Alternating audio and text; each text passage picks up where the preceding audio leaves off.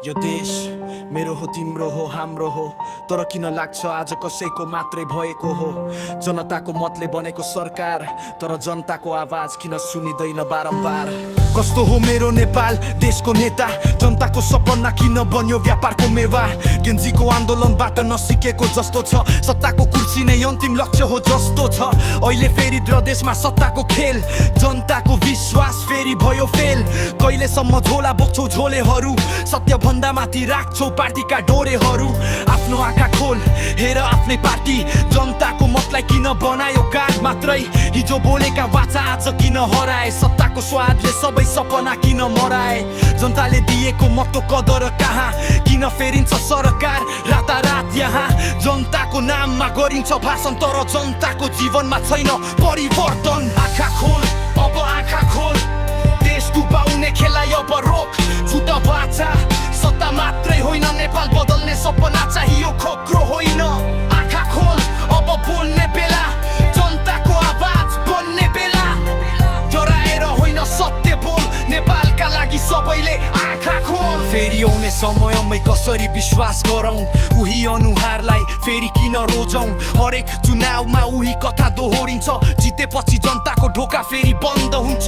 सडक उस्तै, अस्पताल उस्तै, रोजगारी छैन, सपना सबै सस्तै। युवा विदेश, गाउँहरू रित्तिँदै, देशभित्र राजनीति मात्रै जित्दै। नेताहरू व्यस्त सत्ता जोगाउन, जनता व्यस्त परिवार बचाउन। कति सहने, कति हेर्ने, अब त परिवर्तनको बाटो रोज्ने। न पार्टीको झन्डा, न अन्धो नारा, देशभन्दा माथि छैन कुनै सहारा।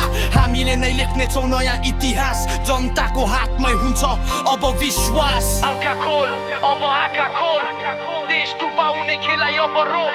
झुटा बाचा सत्ता मात्रै होइन, नेपाल बदल्ने सपना चाहियो, खोक्रो होइन। आँखा खोल, अब बोल्ने बेला, जनताको आवाज बन्ने बेला।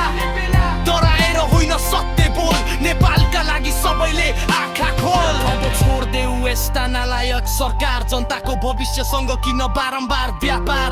नयाँ पुस्ताको सपना दबाउन सक्दैन, सत्यको आवाज कहिले थाक्दैन। नयाँ अनुहार प्रति विश्वास छ अझै, काम गर्नेहरूलाई साथ दिन्छौ सधैँ। कतिपय नेतामा आशा देखिन्छ, देश बदल्न सक्छन् भन्ने भरोसा रहन्छ। त्यो विश्वासलाई नटुट्न दिनु, जनताको सपना नबेच्न दिनु। कुर्सी भन्दा देश ठुलो हुन्छ, इतिहासले अन्तिम फैसला गर्छ। हामी प्रश्न गर्छौँ, घृणा होइन, जवाफदेता खोज्छौँ, झगडा होइन। नेपाल हाम्रो, भविष्य हाम्रो, जनताको हातमै शक्ति राम्रो। नेपाल बदलिन्छ जब हामी बदलिन्छौँ, मतको मूल्य आफैले बुझ्छौँ।